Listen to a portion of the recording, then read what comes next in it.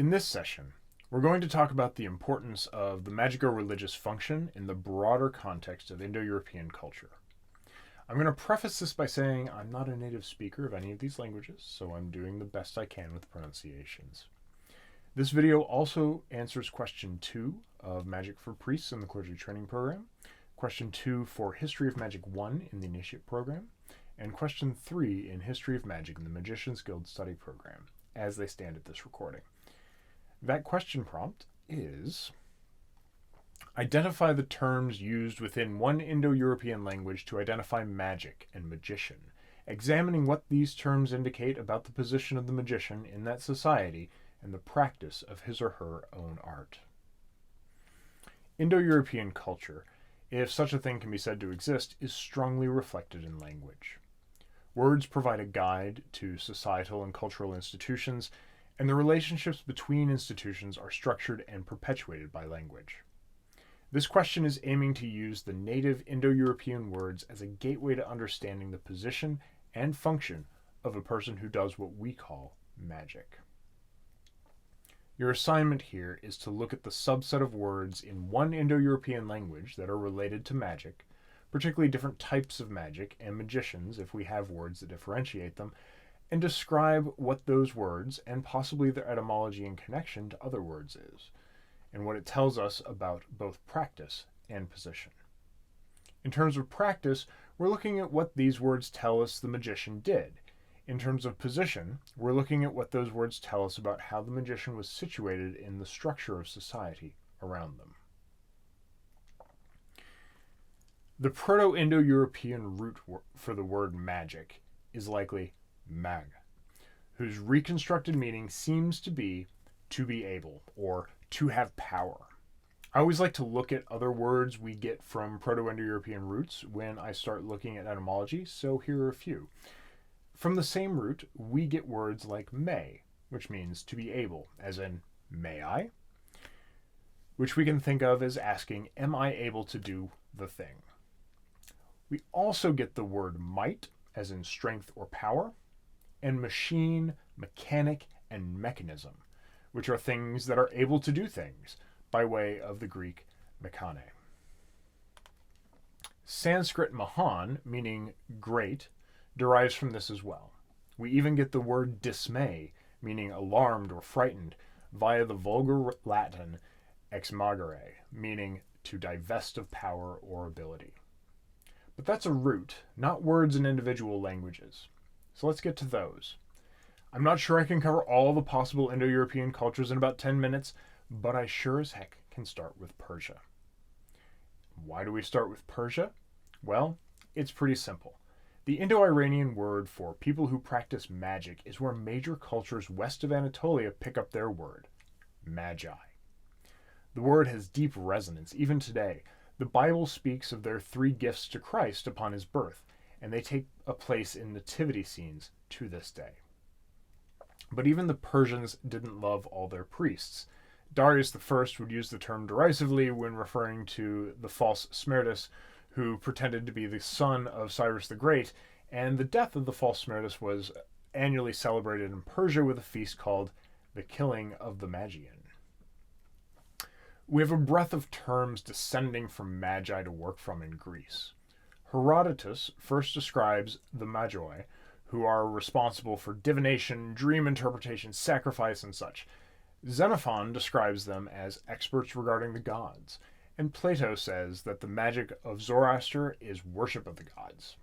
Generally speaking, magi are known for piety and knowledge of the gods, but by the 5th century, Heraclitus of Ephesus lumps the magi in with such weirdos as Bacchantes, Maenads, and initiates. The word magi is likely combined in Greek with the word for art, techne, to get us the word we know. Magicae or magikos for magical. Magic, then, is the art of the magi. Though the reputation of the magi was powerful enough to overwhelm a number of other words for magicians, there were older words native to Greece that we still retain. Plato speaks of augurs, which are beggar priests, and mantis, who are diviners. We also hear of the Goes, a sort of composite jack-of-all-trades magical personage who works between the worlds of the gods and men, providing initiatory, divinatory, healing, and ecstatic ritual services to those who would pay. Additionally, we understand the word pharmakon to mean both medicine and poison, and this term also applies to the magical working that changes Odysseus's men into pigs when Circe wants them to stay. From Greek roots, we get our words for wizardry, Goetia, and sorcery, magia, and also augury, argdates. That didn't come out right. Argetes. And the suffix mansi, mantis, which is placed at the ends of words to denote a type of divinatory work, like cartomancy for divination by cards and necromancy for divination via knowledge of the dead. Of course, pharmakon brings us the word pharmacy. Thaumaturgos is where we get the word thaumaturgy, which is from the root of theater and work and means wonder worker or wonder working. The Romans, of course, import much from the Greeks. They use the words magus and magia, but also philtra, which are love charms. These words are mostly ethnographic in the Republic, describing magicians and the works and their works using the foreign term. But the Romans had words of their own too. Carmen, meaning song, is an old Roman word for magic, specifically malum carmen for evil magics, and carmen auxiliare for helpful songs. Cato uses the word cantio, a singing, from which we derive the word incantation, to refer to a magical working. Another set of Roman words are veneficus and cantionibus, meaning sorcery and incantation, respectively.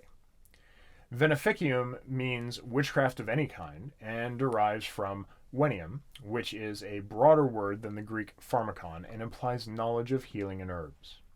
Defictiones are the lead curse tablets that we often hear so much about, and these are used by anyone who can write and left or offered in sacred places.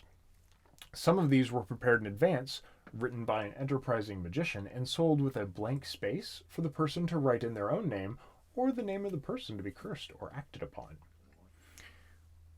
What of the specialized role of itinerant priests and wonder workers in Greece? In Rome, the words we have suggest that these roles were primarily filled with diviners. And auspex, one who divines from birds, comes from spec, meaning to observe. The same root provides us with haruspex, which is divining from entrails. But for most things, the Romans used Greek and other imported words to refer to those other roles that we know must have existed. After all, someone was selling those fill-in-the-blank deficciones. It's worth noting that the Irish, most of us know best, the name of our home Druid organization, Arnriacht Féin, has two translations. Our own Druidry, of course, but also our own magic. The words for magic and Druidry are entwined in Celtic languages, in a way they are not in Greek and Roman languages. Druid, as we know, is a compound of the proto-indo-european words for tree and seeing, or knowledge. I won't dive too deeply into etymological disputes about the word Wicca, but Old English picks up witan from the same root, which is weed, meaning to know. Interestingly, the English word for druid comes by way of Latin rather than by Celtic. Old English picks up the word druid as dry, meaning magician, probably from the Irish. Similarly, bard in modern English comes to us from Greek and Latin, which picked up the term from the Gauls, which comes from the proto-indo-european guere, whose meaning implies a favorable song. Fili is an old Gaelic word for a poet, but the word itself derives from weed, meaning seer. Ovate may not be a native Celtic word at all, but rather from the Greek oatus, meaning soothsayer, first found in Strabo. A reconstructed Proto-Celtic word, vatus, seems to link Irish and Welsh cognates to the Latin vatus. However, so we can assume that this function of prophecy was filled by a distinct group of people. The Welsh and Briton words for sorcery are hood, which is tied to the Germanic word seidr, which we'll come to in a moment. Norse and Germanic words are many and varied. We'll cover a few of them, though.